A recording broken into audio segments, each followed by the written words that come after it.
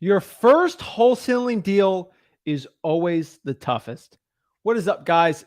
Ginn here. And in today's video, I'm going to share with you exactly why the first wholesaling deal is the toughest, how to come over this, and exactly how to get over becoming stuck. If you ever had a Jeep or off-road vehicle, or you ever went mudding or something with a truck, and your car gets stuck in the mud, and you get stuck and you keep going faster in the car and the wheels just keep spinning. You're stuck. You're going like crazy on the pedal, but you just keep going and you're just not getting anywhere. A lot of wholesalers are like that, where they think they're putting the gas on, or they're going crazy, but they keep staying the same and they're not getting to where they actually legit want to be. And the truth is, the only way you're going to get out of there is by getting a hitch and someone towing you out, or someone pushes from behind, right? Well, what I want to tell you is, like, there's other options, right? Like, some people like to I get stuck in the sand sometimes in Florida because we get sand, right? And like, you kind of put like a board underneath the wheel and you push it up and go. Very similar to wholesaling real estate. There are certain boards you can put underneath yourself when you get stuck, and it can get you unstuck of where you're at in wholesaling real estate. The cool part is it doesn't cost any money, right? Like, it's not this whole expensive thing. It's not this insanely expensive thing that's going to like stop you from becoming successful, right? Like, it's none of those things. Honestly, if you're stuck right now in wholesaling real estate and you need help, right? Like, you're stuck in the mud, you're spinning your wheels, you don't know what to do. This is the video for you. The first deal is always the hardest. And what I want to do today is explain how to get you unstuck and everything like that. So if you guys don't know me, my name is Zach, and I've done over 1,000 wholesaling deals. I make millions of dollars every single year in my wholesaling real estate business. And what I want to do today is help everybody who hasn't gotten their first deal. Heck, maybe you're stuck at, 2 or 3 deals a month and you can't expand, right? Some people, maybe I got 2 or 3 deals and now I can't help myself at all or become successful. This is going to be the video for you too. This is going to be the video for every single wholesaler that is stuck somewhere. And what I want you to understand is, maybe you're really successful right now. Maybe like you're making 100K a year. Maybe you're making 100K a month. I want you to understand, when's the best time to learn what to do if your car gets stuck in the mud? Is it to look up a video why your car's stuck in the mud? Or is it to watch a video like a couple weeks before, and just in case the car gets stuck in the mud, you know what to do? So this is a video, I think, honestly, for everyone I want to do. For if you are stuck, struggling, I want to explain why the first deal is always the hardest. And I think most wholesalers know why. But that's what I want to do today. We are live. We are on my own personal YouTube channel, the Zach Ginn YouTube channel. And do me a favor, guys, if you get any value from everything I do, everything I say, guys, make sure you smash the like button, hit that subscribe, comment all your questions. And everybody knows we have our live streams in the StreamYard. It is pinned right now. If you're watching the replay, hop on the live streams. I go live at 10 o'clock Eastern. So it is Sunday night right now. And every time you watch these live, it's going to be Sunday night. So we're going to do a quick audio check. Oh, yeah. Look at me. I'm looking good today. I got my cactus shirt on. I'm balling, right? So I'm excited, guys. So let's get into it. Let's share. Let's talk about this. And let's really get into the real issues today of when you're stuck in wholesaling. Let's talk about this. So let's talk about the issue, and let's talk about the solution. We can cry about it, right? Oh, I can't get my first deal. Oh, I'm stuck at this level. I'm not this level. I need to get this. Guys, we can cry about it all day. I want you to understand, in business, in wholesaling real estate specific, we deal with sellers that are very emotional. We deal with very emotional problems. When you look at wholesaling real estate, when you look at running a business, we cannot be emotional. I want you guys to understand this first and foremost. We cannot be we cannot have emotions drive our decisions. Heck, guys, I used emotions to make my first $1 million in wholesaling. Okay, straight up. I used emotions of not wanting to be a bag boy, of getting rich, changing my life, my family's life, and everything, right? Like that pushed me, okay? Emotions pushed me, but I didn't let emotions steer me. When you let emotions steer you, this is when we get complaining, we complain, we don't get the actual solution. So let's break down this actual solution. What's the issue? We can't get our first deal. Let's talk about that first and foremost. You can't get your first deal. It is due to a lack of something. I'll be straight up with you. I have helped tens of thousands of people, heck, maybe even 100,000 at this point. I got to get all the checks. But guys, see the receipts at freewholesaling.com. Go to Facebook group. You guys see, I I help a lot of people get their first deal, right? We just totaled up the last month.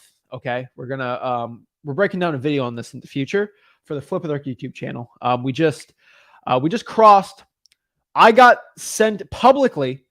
People sent me over $267,000 of first deals last month from people who just wanted to publicly thank me. $267,000 documented, learning from my free content. Okay, just letting everybody know this. Okay, like I help a lot of people get the first deal. I help a lot of people who don't get the first deal. I help a lot of people get the first deal. They don't even send me checks because they're too humble for it, right? They don't want to. They don't want it on the internet. Okay, that's fine, right? They don't get DM'd. I get that. I get probably half the people who thank me. They just say they did it. They show me proof, but like they don't post this, please, right? That's the other half. I'd probably say 500,000 got sent in to me, but I'm only allowed to post 267,000. So I want to show you my receipts. Okay, like I help people out. All right, look, go to the Facebook group. You'll see the posts. I helped a lot of people get their first deal. So I know exactly what it takes from people not to get their first deal to getting that first deal. I help a lot of people out. And so I could tell you what most people struggle with and what most people don't. So it comes from a lack of something. And the lack is usually the 3 killers for beginners. The 3 killers for most beginners in wholesaling, why they haven't gotten their first deals, from a lack of these things. Let's break it all down, right? Like number one, the biggest lack I've seen from most wholesalers, let's say 80% of all the deals where people can't get deals, or the 80% of all the problems, all right, come from a lack of marketing. And I want to talk about that first. A lack of marketing.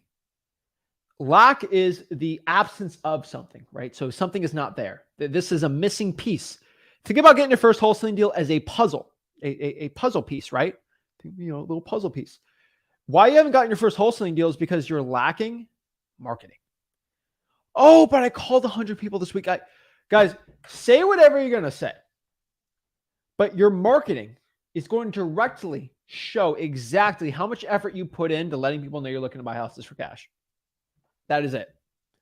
Some people have other issues, right? But I would say 80% of issues come from not marketing enough. And when I really go down to the one-on-ones, right? So people in the StreamYard, like talk to all these people, right? Help people out, become the best wholesaler possible. I talk to a lot of them. And I will say legitimately, the people that legitimately to their soul give me the true answer when they come up to me and say, Zach, I haven't got my first deal. I'm struggling. What do I do? I don't ask them what their name is. I don't ask them how tall they are. Do they have an accent? What gender they are? That stuff stupid. Okay. What nation are you from? Are you in Eastern Europe or Western Europe? It don't matter. Are you in Sweden? Are you in Mexico? Are you in Texas? Like that don't matter to me. What really matters to me is one question. You know, usually it's 80% of the time. So that's the same thing. You guys see the patterns. How much marketing did you put in? Legit, just how much marketing did you put in this month? And I always go back to one thing. How many phone calls did you make the past 7 days? And some people like lying to me. I'll tell you this. Some people DM me, you know, I kind of fibbed a little when I told you how much marketing I did. I'm like, yeah, I can tell. Okay. I have never had somebody on this channel yet. Maybe someone can be the first today. Maybe we'll go to the live streams. You'll be the first person in history to ever tell me this. To be the first person to ever do 2,000 probate phone calls and not get a deal. 2,000 contacts. Let's call it contacts. No, actually, let's do 1,000 contacts, like hellos of probates and not getting a deal. Never. No one showed me proof. Some people have told me they've done it, but they've never been able to show me proof. I'm like, okay. So you did 1,000 the past month. Show me 250 last week. Just show me 250. They can't, right? And so the honest truth is, it's always the lack of marketing for most people. And I hate to say it, but like some people's definition of a lot of marketing is different than other people's definition of a lot of marketing, right? So some people are like, oh, Zach, I did 100 bandit signs this week. I should get a deal by now. No, it's your expectations, right? And I've always said this, expectations minus reality equal your happiness. So if you expect to get $1 million worth of wholesaling deals by just calling 2 people, you're going to be super unhappy with your results. Your expectations and your reality should be very on par.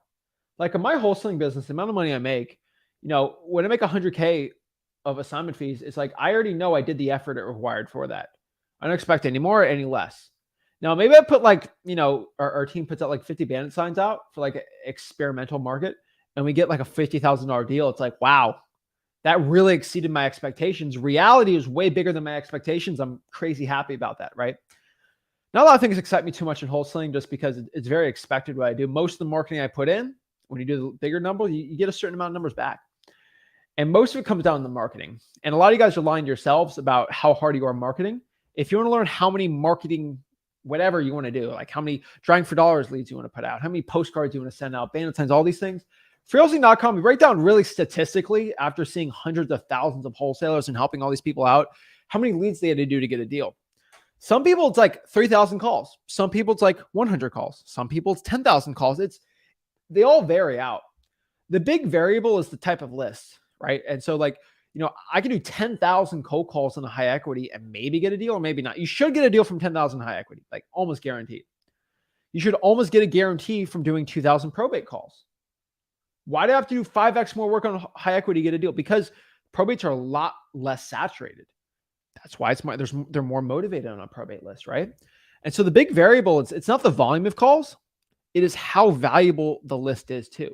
When you multiply the amount of, let's just say volume, texting, mail, calling, whatever it is, the type of marketing you're putting out, if you multiply that by how good the list is, that will be your output. A lot of people think 10,000 postcards on a high equity is the same as 10,000 postcards on a high equity vacant. No. A high equity vacant is way more motivated. It's all the high equity plus vacants. Huge difference, right? And I want people to understand that when you don't understand that it's just not about how many hours you put in, right, guys? We don't work hourly. We are not an hourly worker here. I want you to understand, like we don't get paid by the hour. We get paid by the job. And what's the job? Heck, right now, it's just getting your first wholesaling deal. And so I want you guys to understand, be honest with yourself. How much marketing have you done? Did you do enough do you think constitutes a deal? Guys, the free market has shown that if you haven't gotten a deal and you did your marketing right now, it hasn't been enough. Doesn't make you a worse person. Doesn't mean you're a bad person. Doesn't mean you're a good person. It just didn't work out. We got to keep going. We got to keep hunting. We got to keep gathering. We got to keep going after. We got to keep scavenging. Heck, some people go hunting. The best hunters in the world go out for a day or two and they don't get anything. Does that make them a terrible hunter? No. Sometimes the environment sucks, but are we going to cry about it? Or go after it, right? Sometimes I'll go out here, 100 calls in, we get a massive deal. It's like, we just got lucky there. You got to keep going. Over time, luck compounds. The more marketing you do, the luckier you get on getting your first wholesaling deal. And so if you want to get lucky in wholesaling, do more things to get you lucky. It's like, okay, if I have a lottery ticket, it's 1 out of 100, right? And I win, I'd consider it very lucky. It's luck. That's a 1% chance I won. That's a very lucky. But if you got 80 lottery tickets out of 100 and you have an 80% chance to win and you win, you're not going to be lucky. You're kind of playing the game, right? And that's the truth. And so it's like, yes, you get lucky in wholesaling, but just get as many lottery tickets as possible for you to win the lotto. And if you get 90% of all the lottery tickets, there's a high chance you're going to win. So just up the marketing. Guys, my lottery percentage is 100%. I get deals every single month. You know why? Because I have so much I have so much marketing and leverage in this game that I buy so many lottery tickets, it's almost guaranteed I get a deal every month. And multiple deals every single month. Tens and tens, not 100 yet, but like tens and tens of deals every single month in my local market and virtual markets. And heck, we're working on the JV markets too. It ain't luck that I'm here. It's the blood, sweat, and sacrifice I did. Would I change it for no, I wouldn't change it for anything. And the question is, you just got to put more work in. I hate to say it. Guys, this is not the game for the weak. Keep it going. 10%, I would say knowledge is the issue. A lot of you guys are actually marketing enough. You're actually getting decent leads, but you're fumbling the bag with the leads. And this comes from a knowledge problem. Not knowing what to say, having the wrong scripts, not having the confidence. I will tell everybody watching this, if you have a confidence issue in wholesaling real estate, you have not gone on at least 10 one-on-one calls with me. If you've done 10 one-on-one coaching calls with me, StreamYard link, it's free. You should never, if you've done 10, you should never have a confidence problem.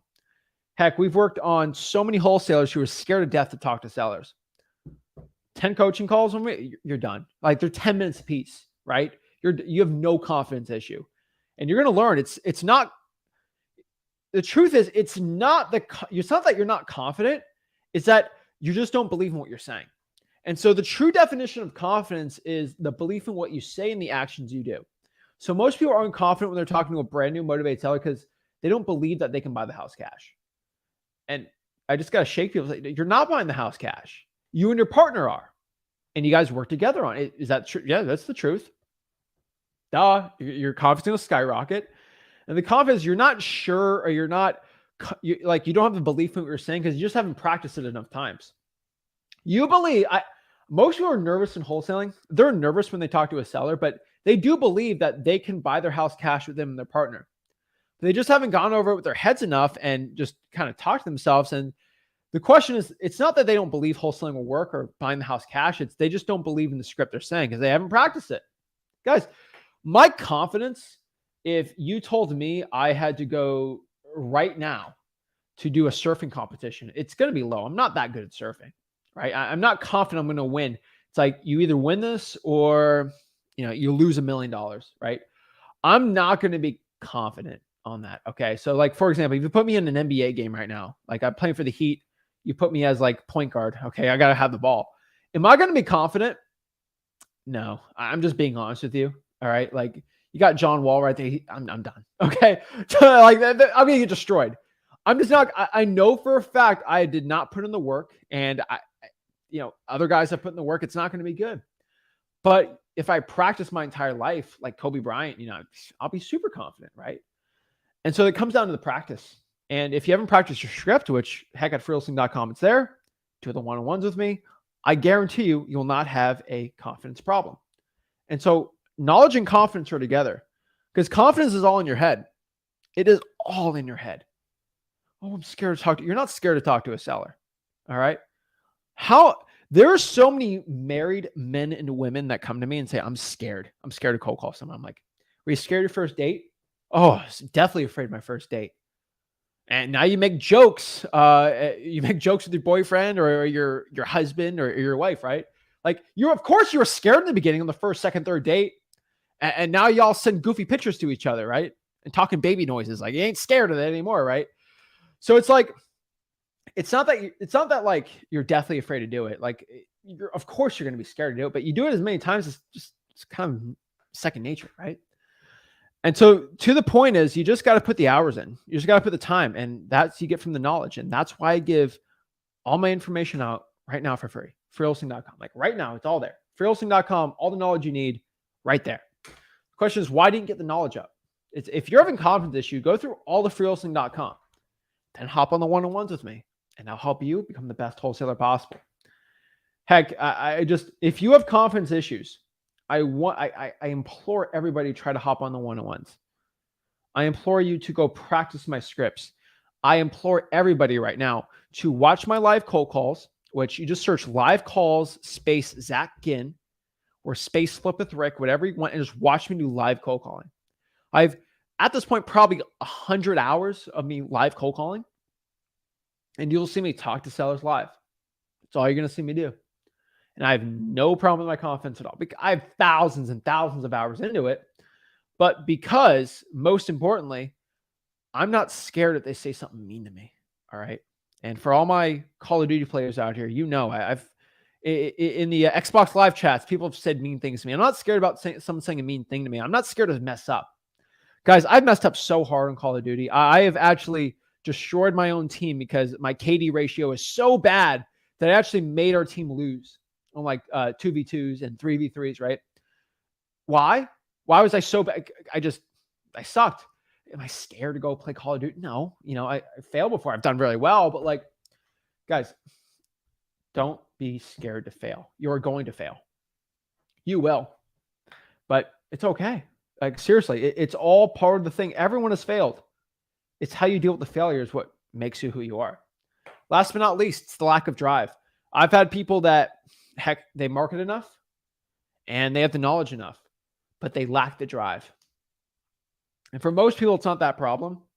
A lot of this problem, I'll tell you, the drive really comes back to who I call the, I hate to say this in a mean way, but like the TikTok kids. I call them TikTok kids because they come from TikTok. Long story short, last year, in 5 months, I went from 0 to 200,000 followers on TikTok. And those 200,000, a ton of people hopped on my personal channel, flipwithrick, and a lot of them came up. And then TikTok banned me. Don't want to get into that, but they didn't like what I was talking. Right? I made wholesaling seem like a scam. I was like, hey, I just made 50K on this deal, and I was out of property. Right? Like I made 50K in like 4. I literally made 50K from working 5 hours that week. But I don't even want to break it down. TikTok thought it was a scam. Realtors try to get me banned. That's for a different day, right? But a lot of these TikTok kids, right? They're at 18, 19 years old. I'm not making fun of them, but like they lack no drive. They're living with mommy and daddy, and nothing bad about living with your mom and dad, but like they had everything paid for. They never struggled in life, and they just want to make a few extra bucks. The drive wasn't there. They didn't have a burning desire in their heart to make a better life for themselves. This is just kind of a thing. Hey, I just want to make a quick 20K. That's all I want. Like I actually don't want to make $1 million doing this, right? I'm going to be a lawyer. I just don't want to, I'm in school right now. I just want to make a quick 20K, get a quick, a cool watch or something. I want to go to Cabo for the weekend. I just want to make a quick 20K, right? The drive wasn't there. Maybe they marketed enough. Maybe they did enough knowledge, but like that drive didn't push them. And until you actually have that drive to push you past the point where most people quit, you're not going to be there. And this is what I see from the winners in wholesaling. There's winners and losers. I'll give you my definition of losers. If you haven't gotten your first wholesaling deal, you're not a loser. I'll tell you that. Okay. You're a winner in training and you're a winner on its way. It's actually, I want you to understand. Okay. Like, just because you haven't gotten your first deal doesn't make you a loser at all. All the winners I know in wholesaling were once in that category, not getting first deals. They weren't losers there. They were just on their journey there, right? Everyone's got their own different journey. But you got to understand what the drive. It's like if you don't have something pushing you, why is it called drive? Because that's the thing driving you. You're in that vehicle. What's the fuel that's getting you there? Taking care of your kid, taking care of your wife, taking care of your husband, taking care of your mom, spouse, anything. Heck, everybody watching this, if you're like, I don't really have a drive, I'm 18 years old. I'm like, do you want to work a 9 to 5 year rest of your life? You know, clock in, clock out, commute an hour each way to work, wake up at 7 a.m., work all day, go to 5, work out 5 to 6, come home 6:37, go to bed at 10, have 3 hours to enjoy yourself, 2 days a weekend, repeat it every day till you're 65. You retire, 10, 12 years, move to Boca Raton, go to Del Boca Vista for 10 years, drop dead, and that's your entire life. That life scares me to death. Okay, I'll tell you that right now. I'm not going to live 3 hours a day on the weekdays and then have fun 2 days a week. That ain't it. That ain't the life I want. Okay, I'm not going to work to make someone else's dream go up. I ain't going to work for this big corporation who's just trying to push sales quota and like that's all that goes on. Okay, I ain't doing that. All right, I'm here to make a life of myself. I want my great grandchildren to come back to me and say, "Hey, great granddad Zach was a winner. He took a risk. He put himself out there. He did crazy stuff.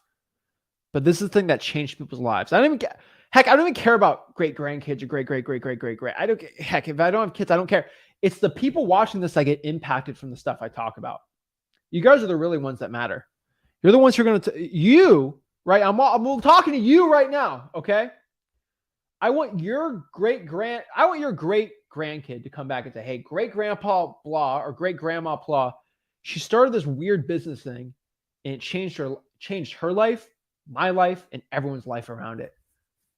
And that person really took risks. They really took action. They really were a hero out here. And they changed the whole family trajectory. Maybe we're living in a rough spot and she got us out. Now the entire family lives comfortably. That was the one catalyst that changed everything. Grandma or grandpa did that thing. Wow, what a baller. Who cares how much money you made? It's the impact you made on them. And heck, you're 17, 18, that should fire you up right now to get it going. Guys, doing that, heck, think about your mom. Like, retire. We're nowhere without our moms, right? Think about retiring your mom, where your mom never has to work a day in their life ever again. It's pretty cool. Buying her mom jewelry and buying her mom things she loves and taking her out to lunch and dinner and all this great stuff. Like, heck, I'll tell you this. Couple weeks ago, You know, I can take care of my mom whenever I want, right? Like, hey, you want to get lunch? Had like a 2-hour lunch. It's like, if I worked a 9 to 5 job, I'd never be able to do that, right? And just, I want you guys to understand that, like, just take care of you can take care of your mom, you can take care of your grandkids, you can take care of your entire family if you actually put the work in this business. And I'm not telling you to grind 100 hours a week. Guys, I did 100-hour weeks. I did that for like a year and a half, 2 years. Then after that, I only have to work, 5, 6 hours a week. Whole life's pretty much set, right? It's not about working till you're to death every single day of the week, right? It's not that. Work hard for a year or two, put everything you can into it, and then you can reap the rewards from it. Think about this. You're going to retire with $1 million, working a 9 to 5 job. You put 40 hours a week for 40 years. Why don't you put 2 years in at 100 hours a week, and then work 5 hours a week for the rest of your life? Or until you're, whatever, 65, you're retired. You can do whatever you want. But you make $1 million in 2 or 3 years. It's a way better trade. Would you rather trade 40 years of your life or 2 years of your life? It's up to you guys and gals, right? And so I talked about this back then, and I did talk about this today. I do want you to understand this, okay? You are not a loser if you haven't gotten your first deal. You only lose the game when you quit. I want you to understand this. You only lose the game when you quit. This isn't basketball where you get like 45 minutes, 50, 60. I don't know NBA games anymore. I think it's 48 minutes, but I could be wrong. You'll get like 48 minutes. Winner, loser after 48 minutes. If you win, you win. Lose, you loser, right?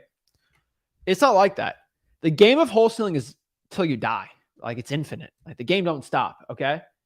Like, if I, God forbid, die tomorrow, which will not happen, but if it did happen, the wholesaling game is going to keep going, right?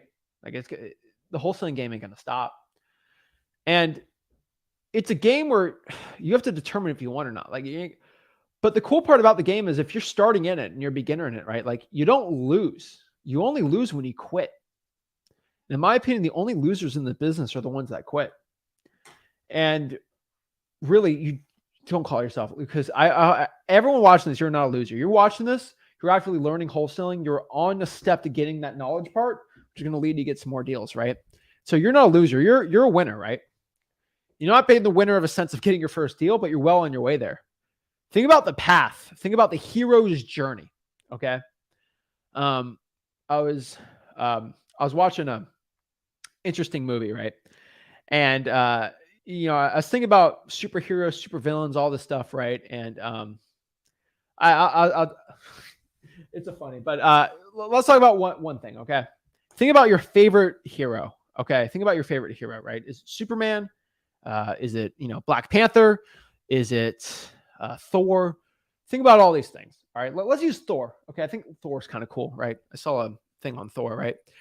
I watched Ragnarok this weekend, and so it's a good movie. But look at Thor, okay? Would Thor be such a good character if his whole life was perfect, right? Actually, no, I can't. I can't spoil that one.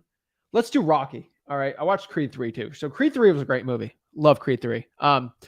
But watch all the Creeds. They're actually really good. Let's do Rocky, okay? I'm going to spoil. I think if you haven't watched Rocky 1 through 4, I don't want to hear about it, okay? Let's talk about it, all right? Let's talk about, I love my favorite Rocky movie. Everyone's going to hate me, but Rocky 4 is my favorite Rocky movie. Height of the Cold War, Soviet versus USA. That was so cool, okay? You had Drago, you had Rocky, Apollo Creed died. I don't care, okay? I spoiled it because this was the 80s, all right? If you didn't watch this movie in the 80s, all right, Rocky would not be such a cool movie if Rocky just won every single fight. His whole life was perfect. His parents loved him. He was affluent, and he never had a struggle a day in his life, and he won all of his boxing matches. That'd be the stupidest movie of all time. He won everything. He didn't really struggle, and life was really easy. That's not a hero to me. That's not a cool character. That's not a cool movie. A cool movie is when you have a character, he goes through trials and tribulations. He might lose a match. One of his top friends, Apollo, dies. A sadness, terrible. And the guy Drago killed him. Oh my gosh. Struggle. And he goes in a fight with Drago. It's like, oh my gosh, this guy's so big. He punches you. You're bleeding. You're terrible. You're on the ground. You're going through all this struggle. And you overcome the struggle and win the fight. That's what makes the thing so cool. And so right now, if you're watching this and you're getting beat up, the match ain't over. The game ain't over. You didn't quit. If the only way Rocky loses that is if he throws in the towel and says, I quit. I'm done.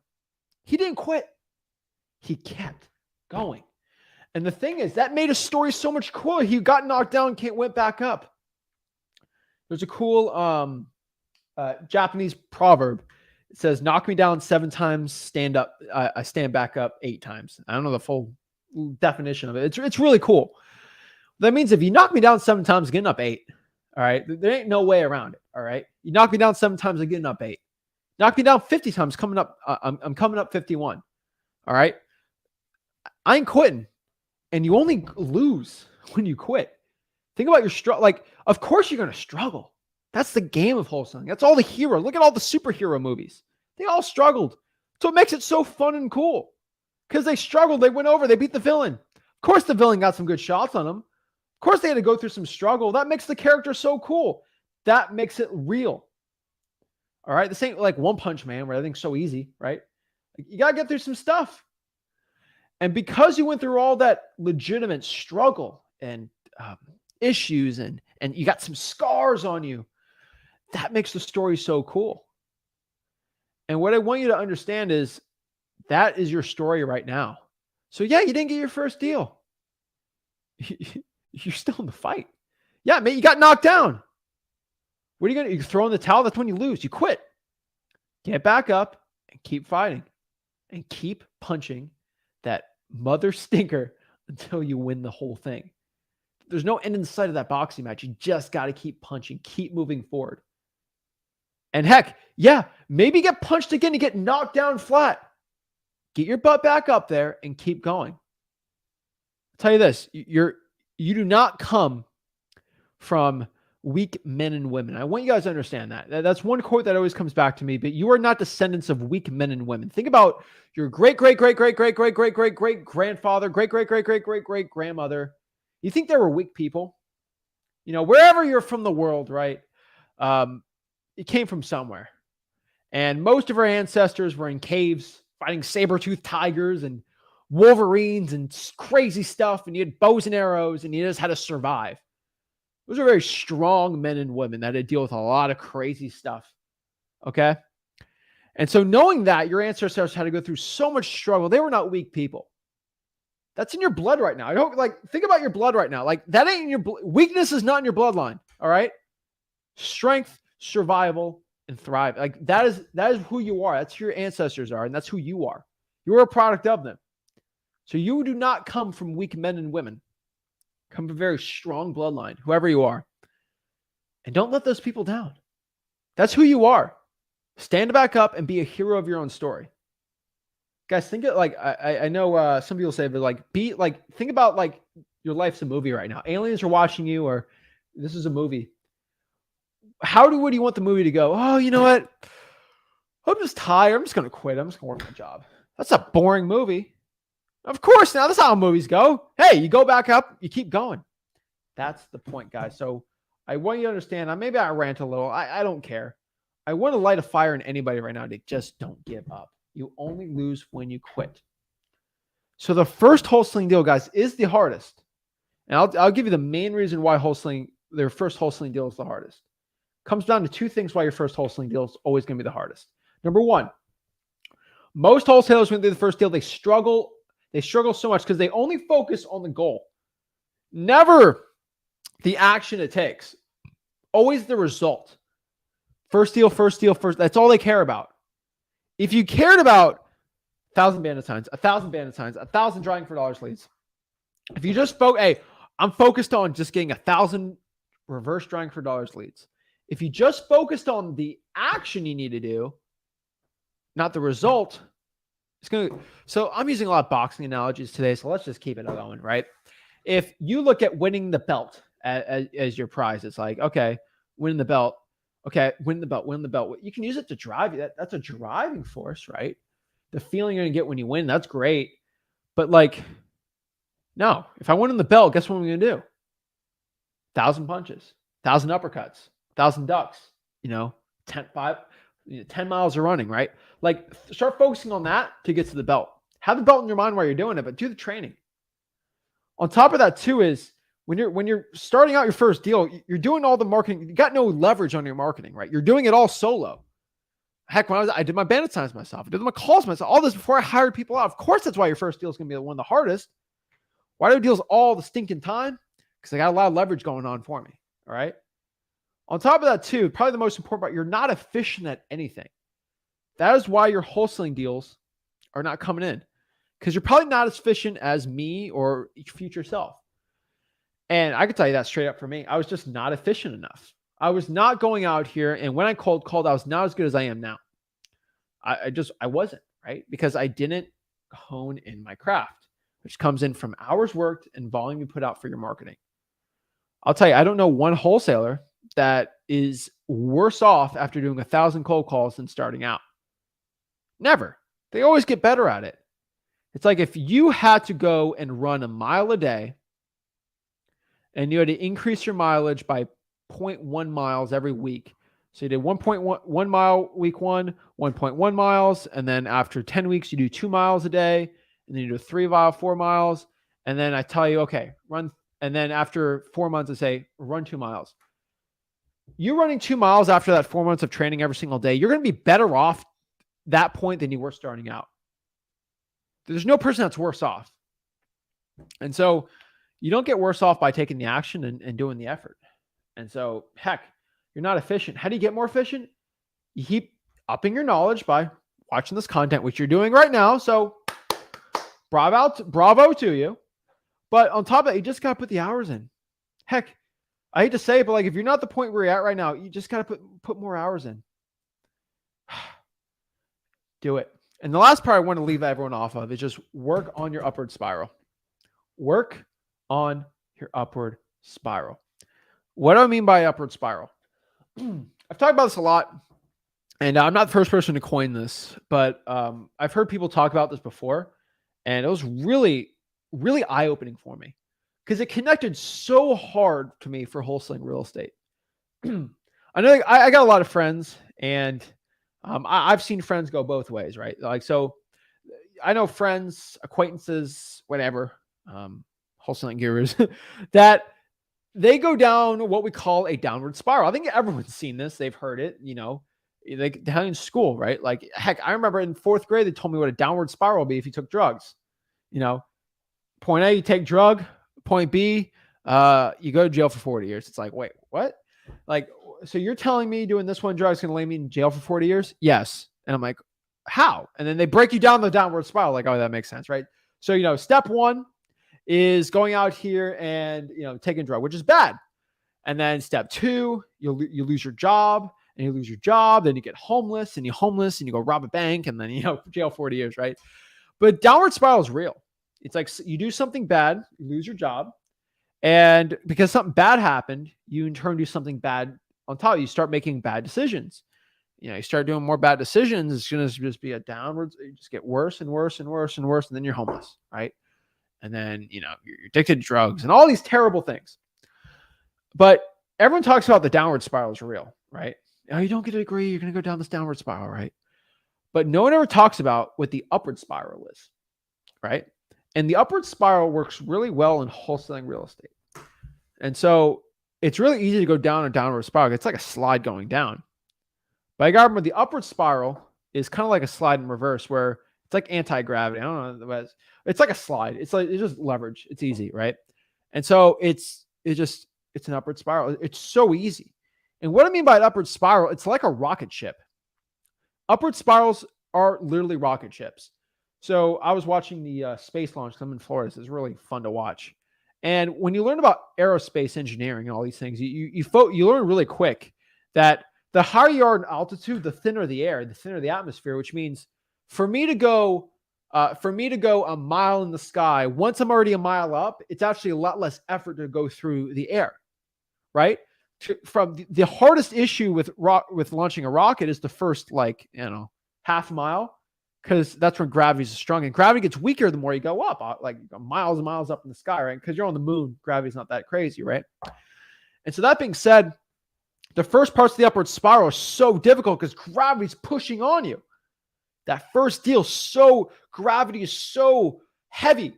Then you go to the second deal, it gets lighter. And the third deal, from getting the third to the fourth deal, it's so much easier than first to second. And we go from, for me, my 1,000th deal to my 1,001 deal. It's like a feather. It's not that, it's super simple. But if I go from 0 to 1, oh, it's heavy, right? It's terrible. And so the upward spiral is like, all right, how do I get better results in my wholesaling? It's like, okay, let's do the first thing. It's like a domino, right? You push one little domino and you can push like 1,000-pound domino if you keep going down the line, right? And the first little domino is just market more. Guess what happens when you do more marketing? You're going to have more leads. Guess what happens when you have more leads? You have more appointments. When you go on more appointments, you sign more contracts. When you sign more contracts, you send that out to more cash buyers. When you have more cash buyers and walkthroughs, you sign more assignments. And more assignments will lead to more closings, which lead you to more money. And so if I look at the whole thing like I learned in 4th grade, you start marketing more, you make more money. Oh, crazy concept, but it's absolutely true. So if you market more, that will in turn over time lead to more money. So that's why I always tell you money. You want to make more money, market more. It will lead down the path. I don't care how good you are at closing sellers or how good you are at dispo. If your marketing is not there, it ain't going to feed those. So that's the honest truth, guys and gals. So if you're struggling in first wholesaling deal, you're stuck on the ground and you want to launch, you got to put a lot of fuel, a lot of effort to just push off. It takes a lot of energy, a lot of rocket fuel to get from that 0 to 1. But once you get that 1 to 2, and then heck, you start getting from 5 to 6, 10 to 11, you're more up in the atmosphere. It just gets lighter and lighter. Less thrust you have to do to get to that point. And the lighter you are, because there's less gravity up there. And so that is the point, guys and gals. It is always hard to get your first deal in wholesaling. Always. Always. But the truth is, once you get there, 1 to 2 gets easier, 3 to 4, 5. Well, it's not because you're more efficient. You start the upward spiral and you get to that point. So guys, that's what I want to talk about today. If you're struggling, if you're stuck, go there, do the knowledge, market more, and get that drive. If you want to learn more exactly what I mean by this, exactly my blueprint guides, all this stuff, just go to freewholesaling.com. It's a free wholesaling course. Pretty much everything I've got is in there. And I want to teach you guys wholesaling real estate absolutely for free from A to Z. That is it.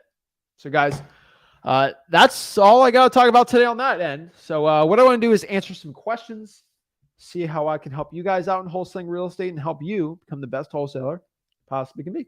So what I'm going to do is let's answer some questions really quick. Then we'll do some one-on-ones. And yeah, let's get it. All right, let's see. It's like compound interest. You're right there. You ain't wrong. All right, let's see what you got here. That Leon Edwards fight was really good. Let's see here. Facts, bro. Appreciate it. Hopefully, guys, someone understood what I was saying because I was talking a little crazy, but I think talking a little crazy kind of helps me out. Mustache Mike's a good one. Everyone must choose the 2 pains, the pain of discipline or the pain of regret. 100%. I talk about this a lot, but it's going to be painful to start wholesaling, right? Because you got to spend a lot of time, a lot of effort, but either you do the pain of that and then you start getting the rewards of wholesaling deals, or you do the pain of not marketing that hard or not really wholesaling too much and the pain of living the life you're at right now. Guys, we don't wholesale because we think it's fun. We wholesale because we know we keep doing it. It's going to lead us to a better life, a better outcome. A lot of people start working out. Of course, working out sucks. It doesn't feel good for most people, but it's going to lead you to feeling better and looking healthier and all this great stuff. Living longer. That's the point.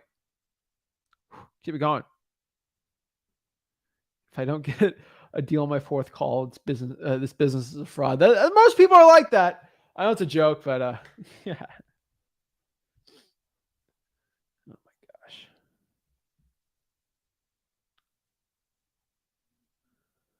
Let's see here.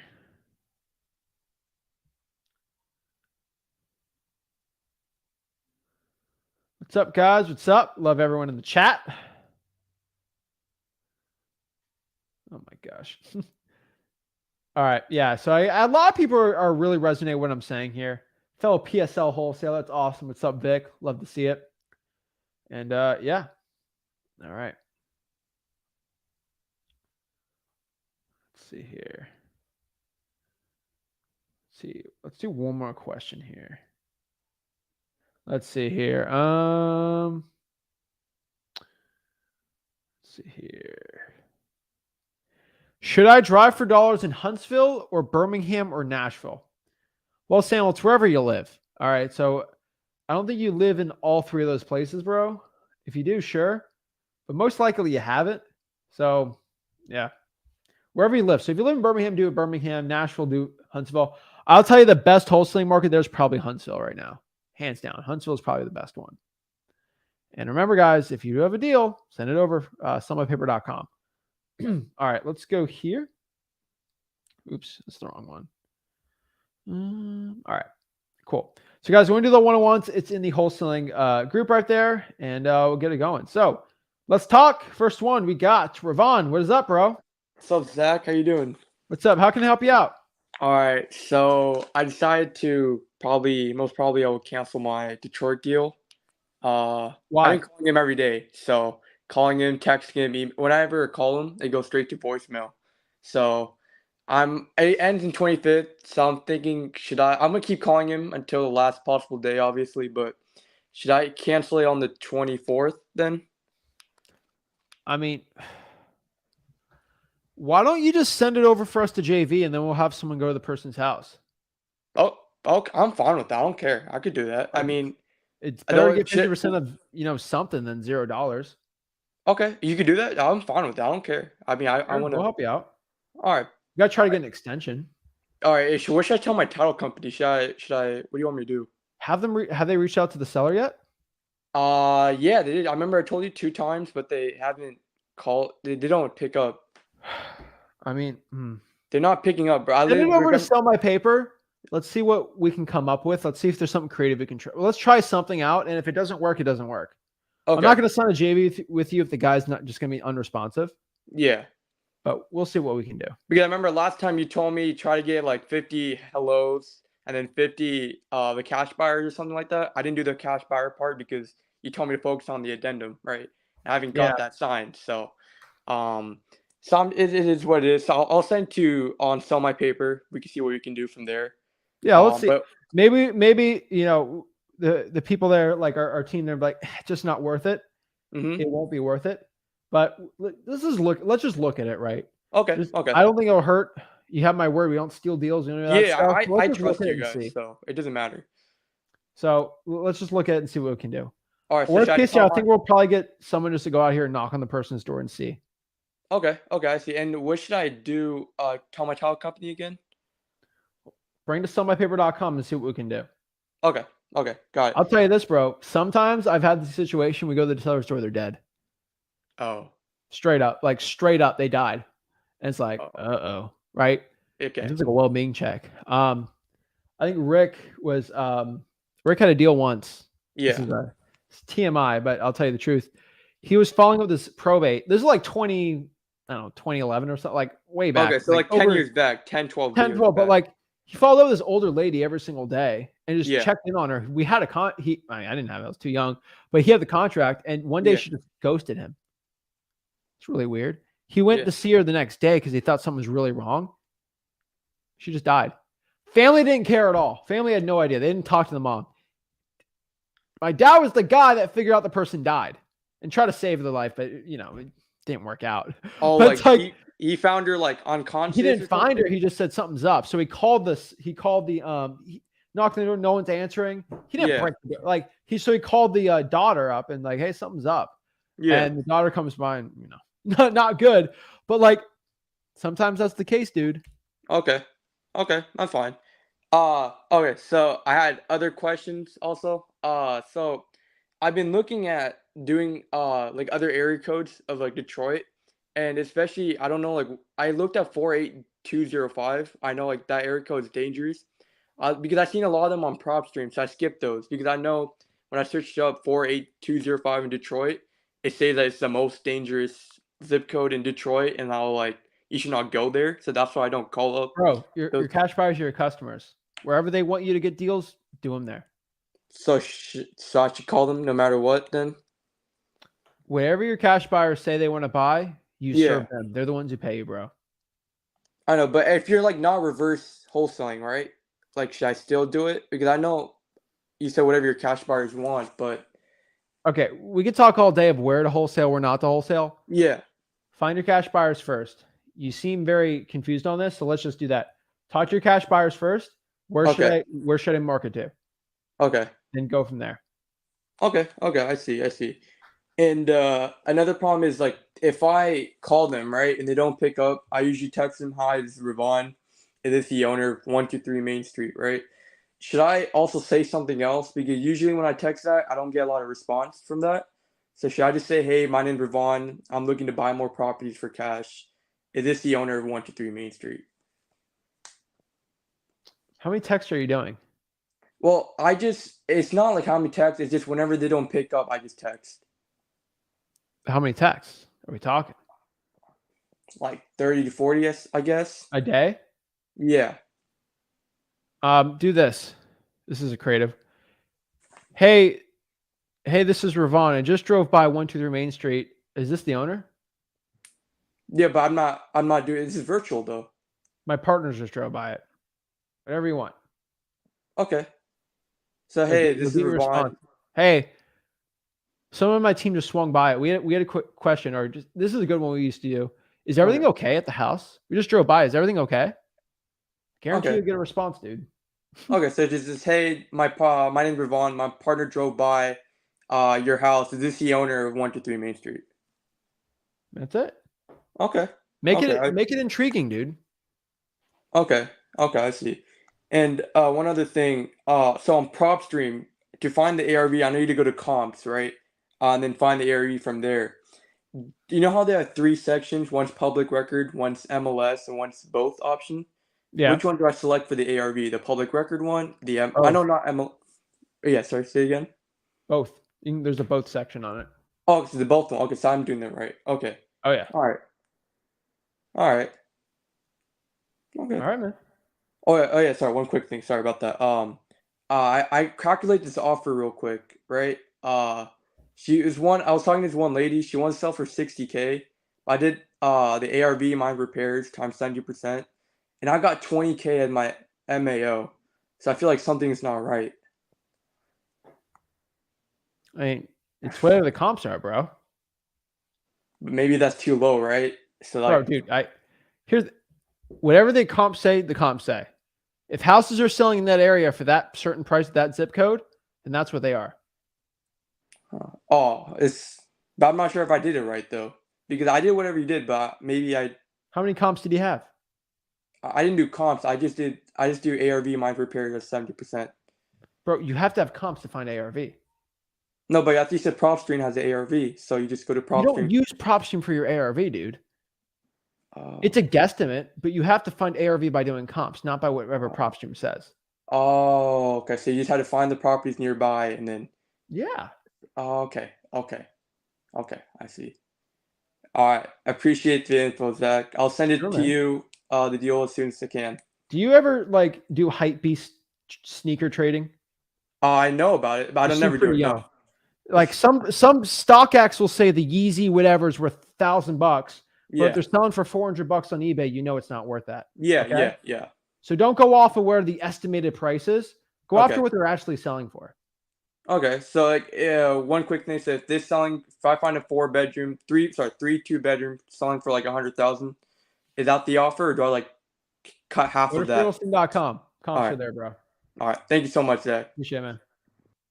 Guys, I love PropStream. I love Zillow. I love all the paid services. They give great estimates, but you got to do the comps first. All right, telling you. All right, Bree. Hi, good evening. Good evening. What's up? How can I help you out today? Yes, so I'm a newbie here. I had Welcome. Thank you. I had two questions. The first one was as far as the land JV deals, are there any like specific requirements or does it fall under like the whole 75% of Zillow umbrella for like the regular house deals do? So for the JV on land, we can't guarantee we're going to sell that deal. We have this is every JV deal we do on sellmypaper.com. Okay. Mhm. We look at the deal, we see, okay, we comp it ourselves, like, all right, do we think we have a buyer for this? If we are not confident we have a buyer for it, we're not going to go waste your time. And usually when we have to think if this is a deal or not, it's usually not a good deal. Every deal we do over 10K, it's like, okay, we know this is a decent deal or it's good enough to send out. And so for vacant land, it's like you can send it, but we got to look at it. Is this a FSBO vacant land? It is, yes. So we've had a huge problem lately. I've had two sellers fraudulently do scams on Zillow for sale by owner vacant land specifically. So we actually have a whole like flagged. If it's vacant land on Zillow, it's a flag. A lot of people are trying these scams out here. And this is at like, we've done land deals on Zillow, but like there's this new scam out there with these people from like, I don't know, name a crazy country, Papua New Guinea. They'll list a Zillow land for sale and they'll say, give me my $1,000 EMD, put it in this bank account the day before closing or whatever. So be very wary with it. I'm always very careful with these sellers on Zillow for sale by owner, only on vacant land, because if it's a physical property, that's a whole different type of fraud. Vacant land, these people figured out they can sort of get around it. So whenever you're watching this, there is a new little scam out here with vacant land on Zillow. And so what we always do is we always get a notary to sign the closing. And when they refuse a notary, we don't deal with it. So just FYI on that one. I'm not saying your deal is going to be a scam, but just be very wary. Every Zillow for sale by owner land deal, we are like kind of like, all right, we got to make sure this is legit because it's happened twice on us already. So yeah, I'm not here to scare you, but I'm just saying that's usually where the scammers are at. I appreciate it. So would it be a waste of time if I were to send over this week a lead as far as that's concerned? How did you get the deal signed? So I wanted to actually talk to you one-on-one before even signing the contract. Are you But meeting him in person? sorry? Are you meeting him in person? No, I did this all virtually. So just phone and email. And he's a realtor, but he inherited the land. It's actually his land. So like he sent me over the that little paper or whatever that says, the non-disclosure for working with a realtor and just saying, that he's not representing me or whatever, this, that, and the other. So it seems pretty legit. And I was on PropStream and I looked up and, the names matched up and everything as far as ownership was concerned. But Well, they always lie. I just time for the scams, they always lie about their names. So if you do something, you call the realtor line and see if the guy picks up, or a voicemail, or at least a social media video of the guy. And if the voices match up, you'll know it's legit. Yeah, I did that. Fine, I found his profile under his realtor page and he is legit and it really is. Okay, we're good then. We're fine. Okay, well then possibly if that works out, I will send that over. The second question that I had was as far as like offering for these land JV deals, I watched one of your former videos and I just wanted to clarify the ARV for these times the 20%. Is that referring to how much the other developed properties on like that same street, for instance, are selling times 20% instead of like 70? Or what is that? This.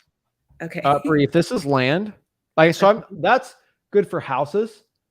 I can't get rent off land. I can get rent off houses. It produces cash flow. I can't get cash flow off land unless like a mobile home thing. Honestly, I'm just telling you my honest opinion of this. When it's vacant land, I have two stupid simple rules. Okay. Rule 1, lock it up for the lowest you can. And rule 2, try to find a buyer that's going to buy over it. Land is so all over the place, you're not going to calculate it decently. Houses you can. Land's just too difficult. Okay, so just lock it down, and then I can possibly submit it to you guys and maybe see if we can work something out. What? Actually, no. Give me the state.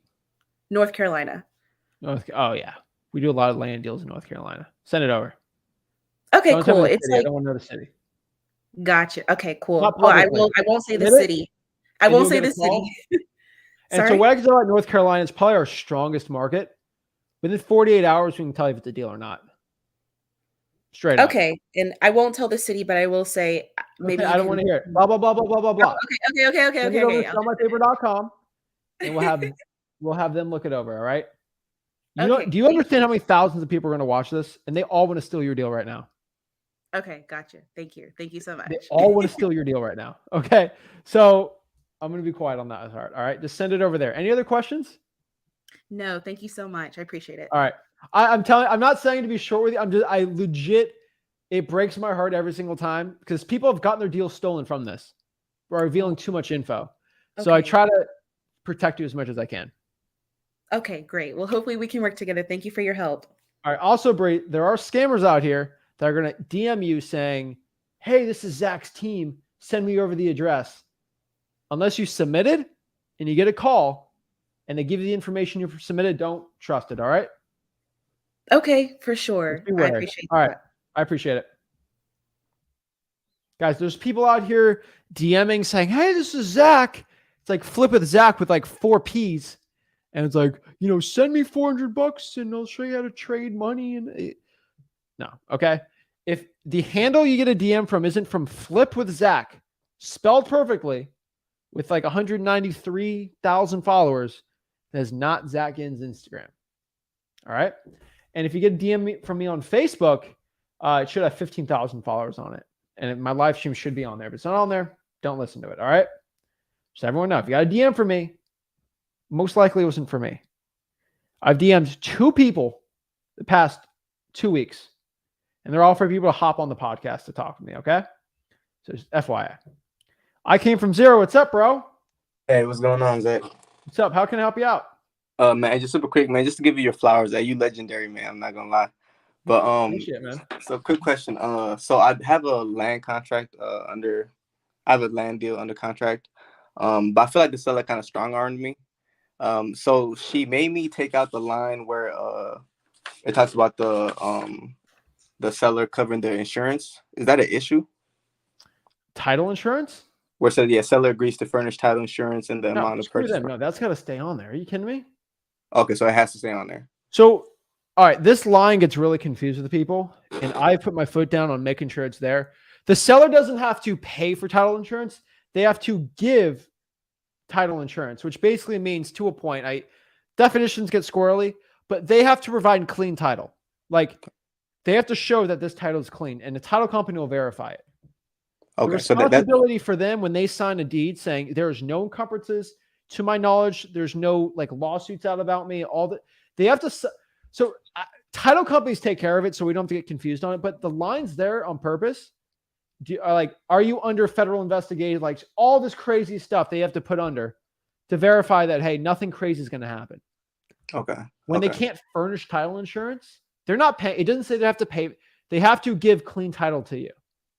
Okay. So if I buy for $100,000 and they don't have legit title and I lose $100,000, it's terrible. Okay. So that's all that line means, just basically that like it has to be clean title, right? Yes. And remember this, furnished title insurance.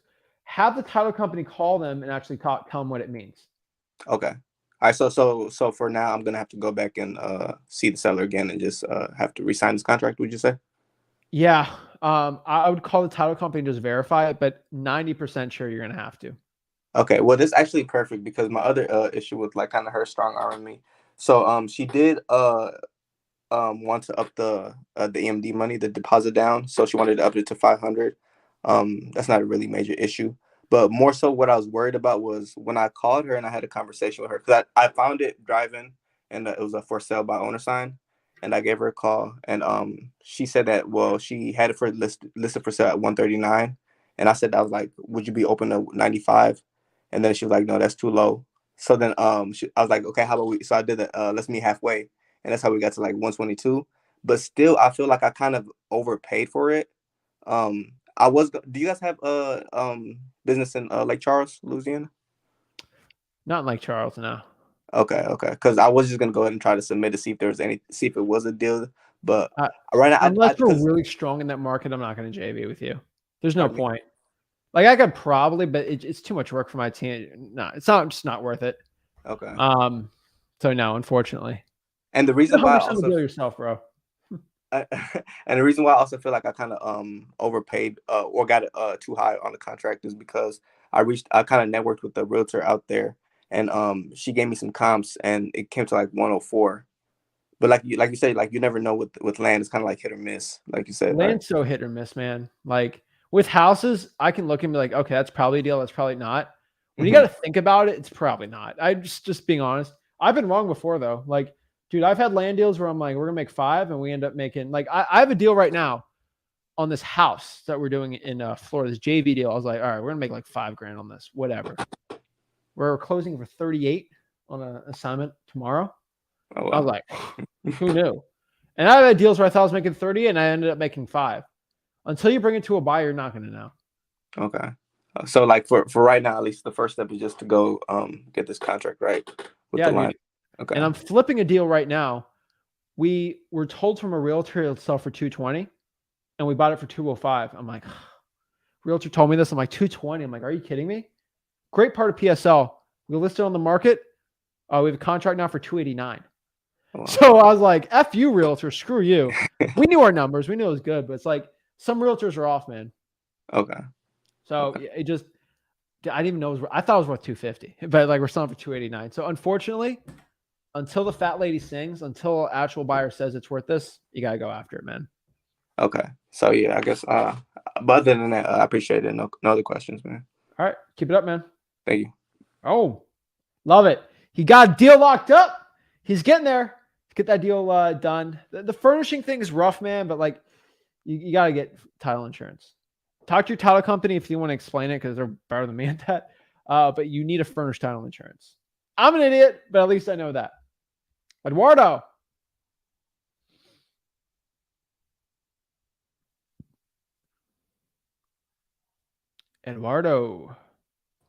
Yo, Eduardo, are you on this one? Hello, can you hear me? Bro, you're on 2 of them. What's up? What's up? You can hear me? Loud and clear. What's up? How can I help you out?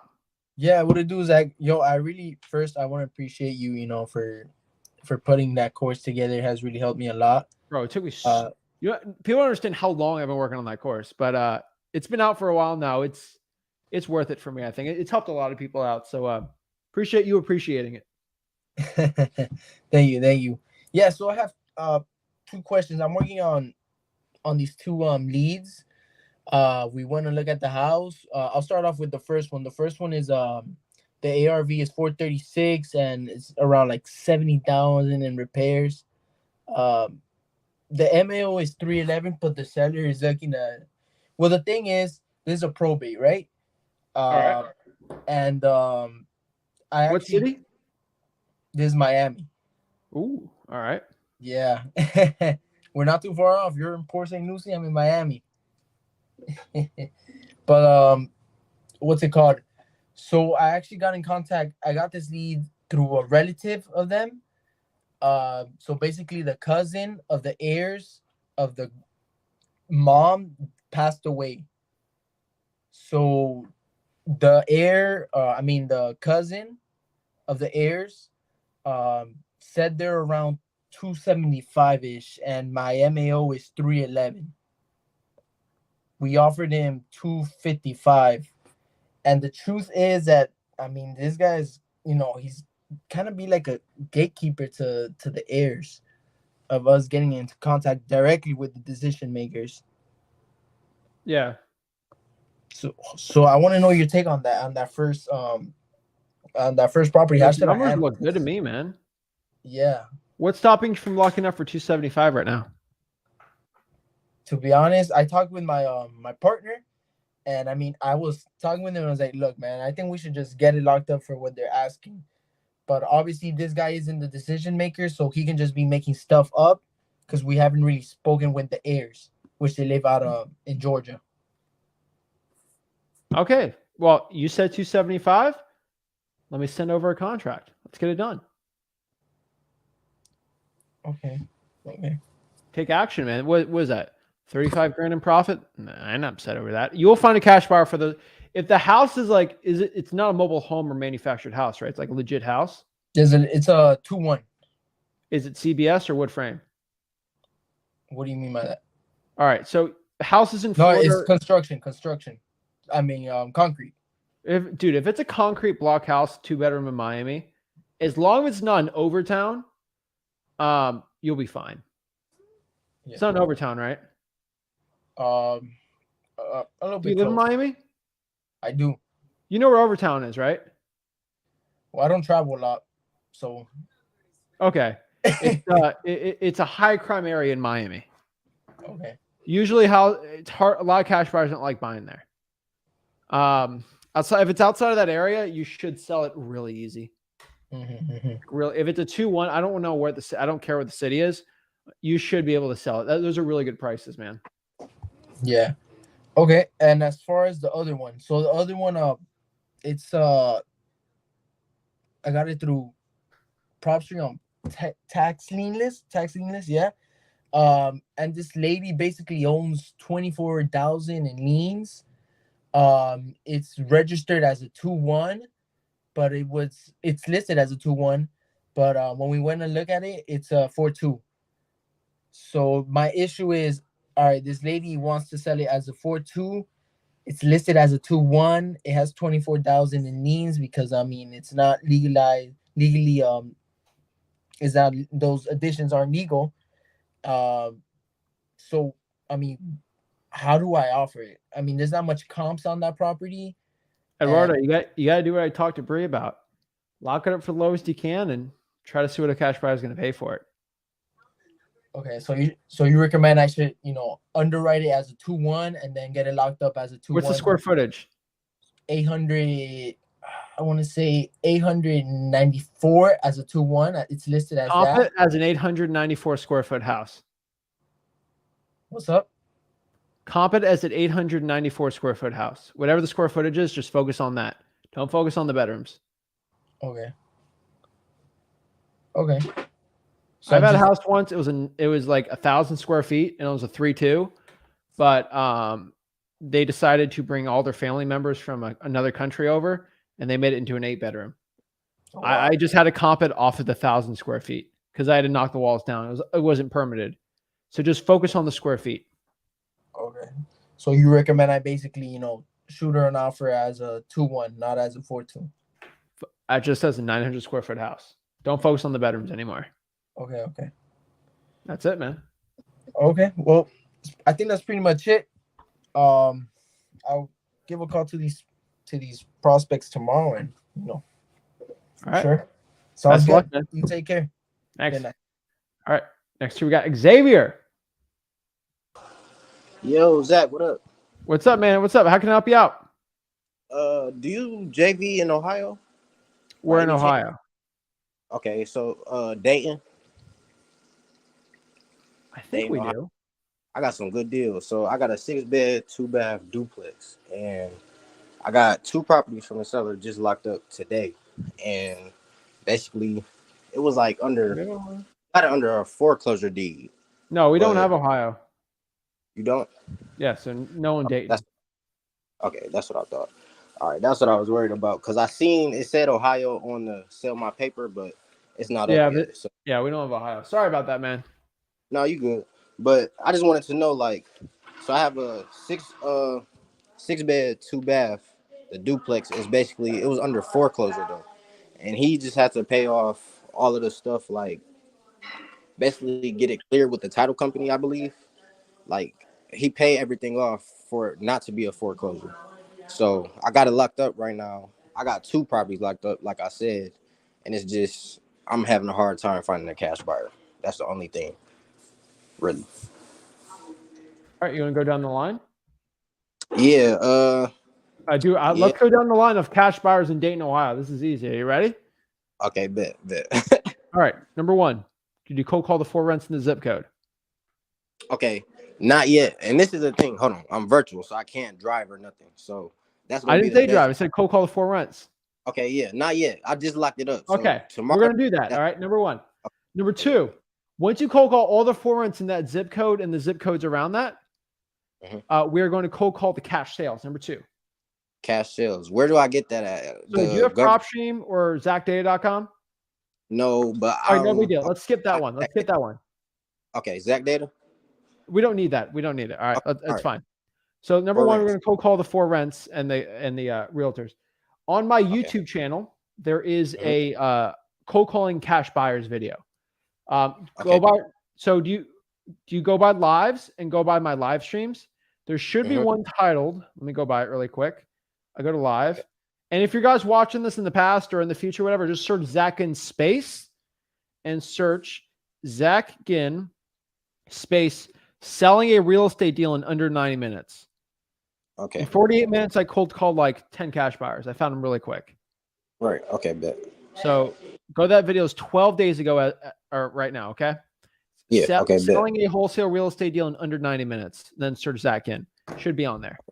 I cold call cash buyers. You can see me do the scripts and all that stuff. Okay. Yeah, Number 3. So all right, bet. Number 3. Number 3, we're going to do Facebook groups. Bet.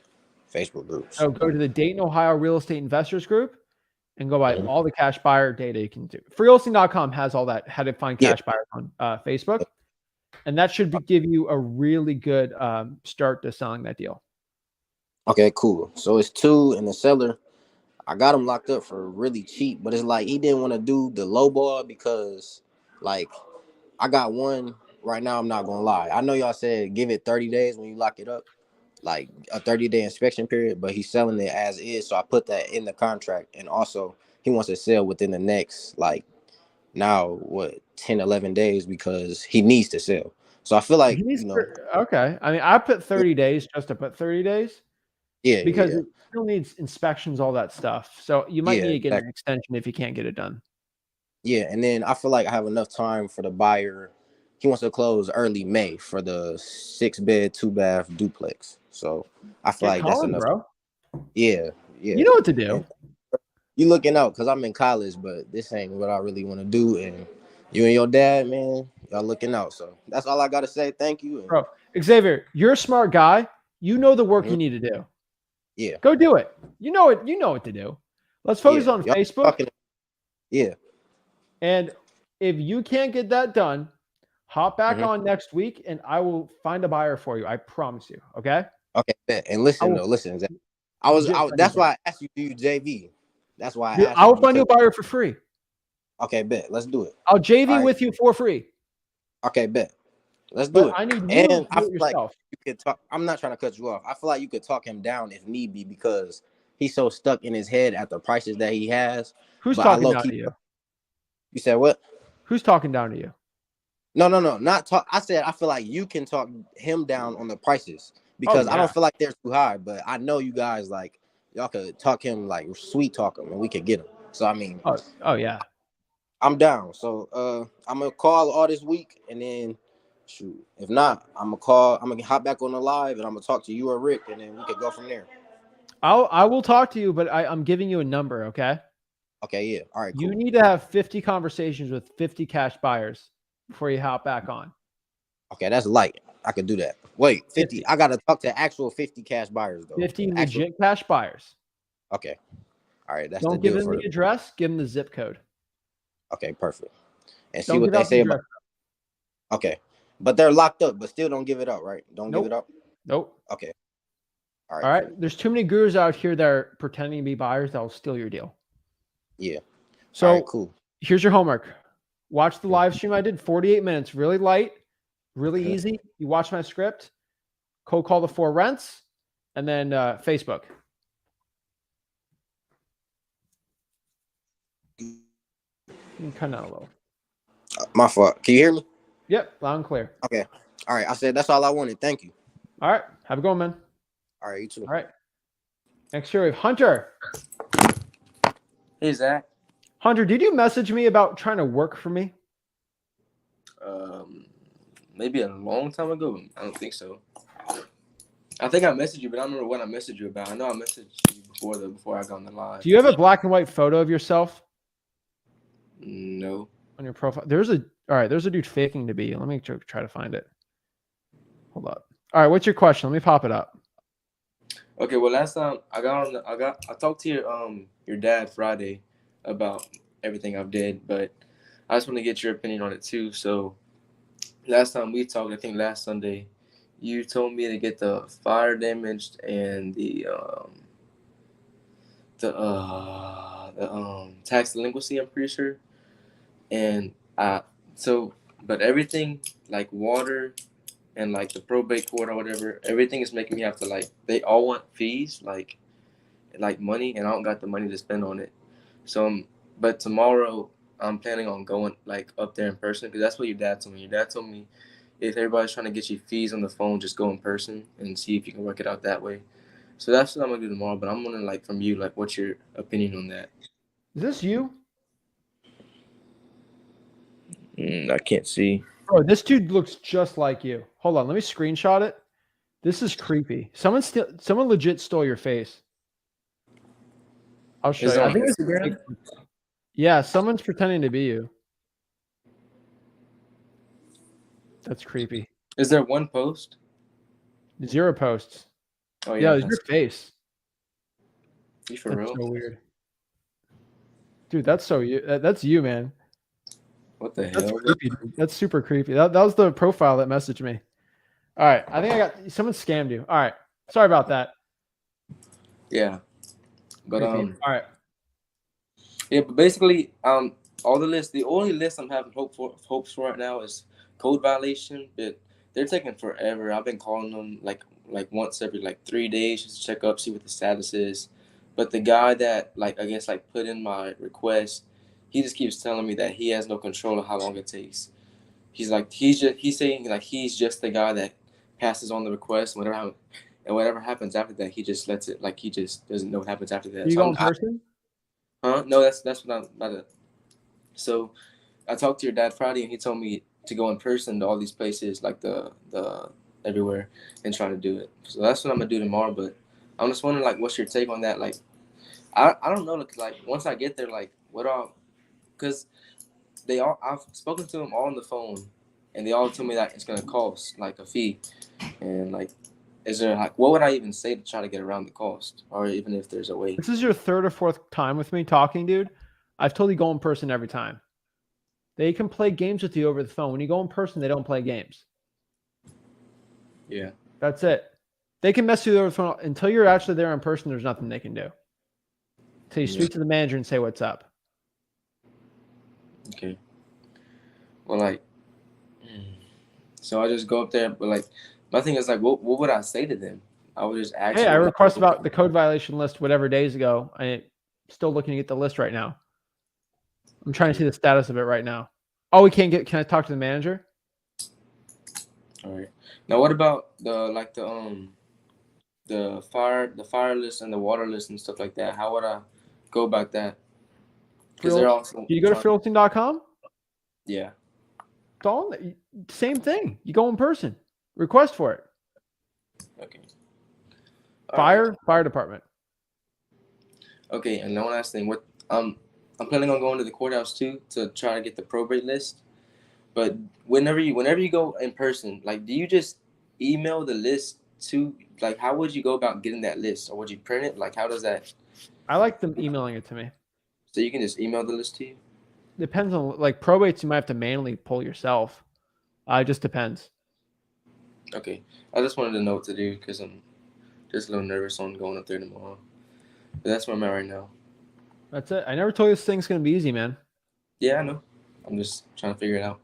Go after it, dude. What are you nervous about specifically? I just don't really know what to say. Like, I'm trying to think of scenarios and what's gonna happen. Like, if they're like hard on getting me to pay for it, and I'm like, I can't pay for it. Like, do I just like I don't know. That's really talk to the manager. If they're forcing you to pay, talk to a manager. Okay. All right. Well, I'm gonna do that. All right. Keep it up, man. Thank you. All right. Next we got Curtis. Hey, what's up, Zach? What's up? How can I help you out today? I'm warning you now. I got my daughter with me, so you're gonna be hearing a lot of Baby Shark if you can hear it. So that's fine. Man. So I just got like 3 things for you. My main thing right now is, so I feel like I'm ready to like just dive into this, wholesaling stuff. I think you're ready for it too. I've watched most of the videos. I really paid attention to like how to make offers and like the max allowable offer, and then I watched Rick's video on the least allowable offer. Tell him I love that video because that really helped me out a lot. Great. Like, it really did. But my main thing right now is so my mentor, he's like, so I'm in Illinois, by the way. So like, he's a real estate agent, but he's mostly an investor. So like, he has like a crap ton of properties where he lives and everything like that. And he wants me to work with him, and he wants me to get my license too. And I'm like, in my mind, it's like, it's a great opportunity and this and that. But I know that you guys are always preaching, don't get your license, don't get your license. Well, I'm like, but I'm in Illinois, and where I'm at, there's a lot of deals, and I have a lot of cash buyers, on my list. Like, I have a crap ton. So, but like, my main problem is just like, should I get my license or should I not? Are you going to wholesale in Illinois? I plan on wholesaling in Iowa and Illinois. Okay. Are you on like the Quad Cities border? Yep, exactly near there. I mean, honestly, man, is money a big issue for you? I mean,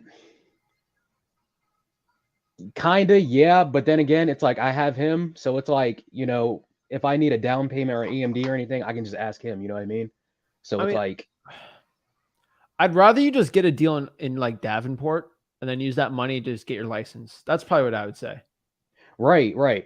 But, and I'm working on Davenport right now. I actually have a list right now where, I'm working hard on it right now. So get one deal in Davenport. Right. Like, you can do what Moline's in Illinois, right? Yeah, Moline is Illinois side. You don't need to do Moline right now. Just do Davenport. Right. Bro. Yeah. And what is it? Bettendorf. Bettendorf. Bettendorf. Yep. You know this, right? I don't have to tell you. Get a deal on the Iowa side. Use that money, and then I would say once you have the money on one deal to show it's like, okay, it's something I can probably do, I would get a license from there. Just because you're in a weird spot where it's probably best for you. This is why I like the one-on-ones, because I can't talk to everyone. If I talk general, I'm going to say no. For you, no. Get a deal in Iowa, then do it. Yes. Right.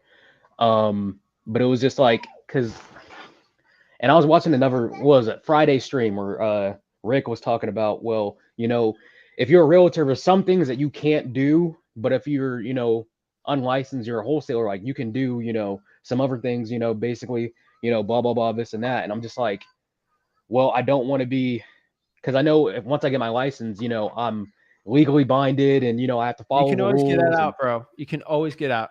You can always not get licensed the same year. All right. So we're talking to Curtis here. This is a video for Curtis.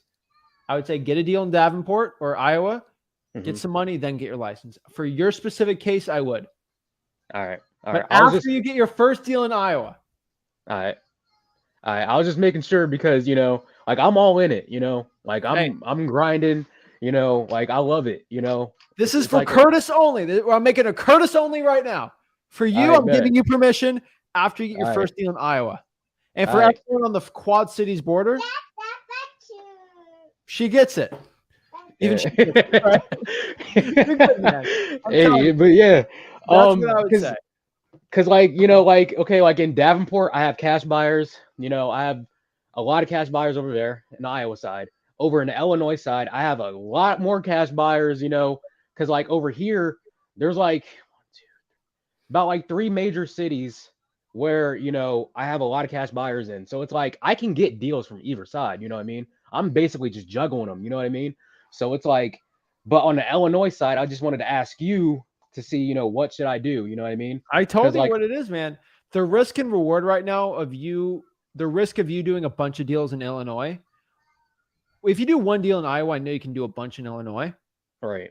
Once you start doing 4 or 5 deals, I don't need to get any risk. So I just get licensed. Because because you have a very specific situation where I think it's okay. All right. So that's why I do the one-on-ones, man. Another thing is, so I'm using Podio like a lot. I went through your whole course video on how to set it up and everything, and I'm actually using it right now, and I actually like it. But my thing is, so like as I'm going through this free list that I pulled, I'm basically like, I'll wake up in the morning, and the first thing I'll do is like I'll go through the list. Like I'll let me see. I'll go to like the tax county appraiser site. I'll cross-reference the address in that Zillow, and there's this free it's not like Google, how can I put it? It's like Google Maps or Google World, but basically like you can see the house in like real time. It's not exactly accurate. It's like a couple years off, but it's close enough, you know. So I'll cross-reference all of that with that.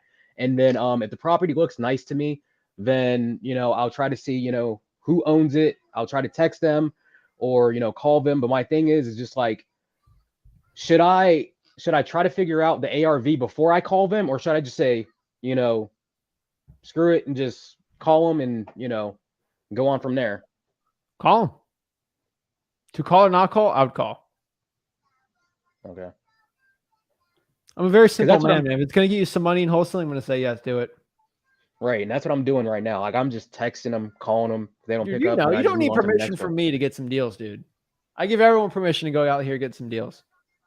Right. But I was just wondering like what you would do. Like what was your method? Because I know, because the one thing that drives me right now is I remember you always say, you know, like when you started out, you know, you were grinding every day, you know, this, that, and the other. And I'm like, you know, I'm basically trying to do the same thing. But it's like, you know, when I look at a property, it's like, I don't know, if it looks like a good deal, then I'll try to message them first. And then if I don't get any messages, then I'll try to, you know, figure out the ARV and I'll just put them in my Podio for like later on. And I'll be like, hey, okay, remember this house right here and go back to it, you know, and I'll just go on to the next one. I leave sticky note and call every day, all day. All right. All right. I'll try to get at least a phone call. That's always my goal. That's why I do bandit signs. That's why I do reverse trying for dollars. Direct all to get one phone call. I text just to get on the phone with the seller. I don't text just to get a message.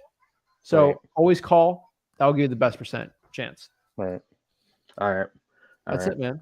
You're on your journey, man. I didn't have a kid when I was starting out this journey. You're working a different journey. You got different challenges than I did, right? And so just do your own journey, and you got it, man. Yeah, thanks, man. Yeah, one day, I don't know. I actually want to meet you guys in real life because, you know, you guys are really helping a lot of people. And, you know, I watch your videos like every single freaking day, you know. When I'm at work, I'm always listening to the podcast on Spotify. I'm always listening to them. So, I mean, yeah, like I'm really in this. I'm 10 toes down into this wholesaling stuff. Like I'm not joking. So, yeah. Dude, I'll tell you this, though, Curtis. The reason why I think you'll do very well is you are not the first dad with little kids to get deals. You ain't the first one. You ain't the first one trying this. And I know a lot of dads with kids, little kids that are getting their first, second, third, fourth, fifth, 10th deal. So you don't have a challenge that I don't think is too difficult to overcome. You got this, man. You got all the motivation behind you right now of why you want to get a deal. There's nothing I can tell you to jack you up even more than your own kids. So go after it, man. All right. I will. Yeah. All right. Thanks, man. All right. Go after it. You're in a great area, dude. So you got everything you need. Oh, I know. That's what I'm saying, man. Like, and especially with my mentor, you know, like on my side, it's like, I'm trying to take over Illinois. Like, no offense. I'm trying to take over Illinois. Like, I'm not joking. Let's get a deal. Let's get deal one. Get some lift off and let's see where we go. All right. Bet. I'll update you guys whenever I can. Thanks, Zach. Right, appreciate it, man. Boom. Love it from Curtis there, guys. If you want to get your first wholesaling deal, there's only one place to go, freewholesaling.com. Hop on the live streams, get it going. I'm here to help you become the best wholesaler you possibly can. So, guys, this is Zach and signing out. Appreciate you guys hopping on my live stream on my channel here. Make sure you guys hit that like button, subscribe. Rick will be on his channel, and then I'll be live Tuesday on the main channel. And then remember, guys, new schedule here. So live streams will be on Flip with Rick on Tuesdays and Thursdays. So on this channel, I'll go live on Sundays, Tuesdays, and Thursdays on the Zach and channel. So appreciate you guys. Make sure you guys hit the like button, subscribe. I'll see you.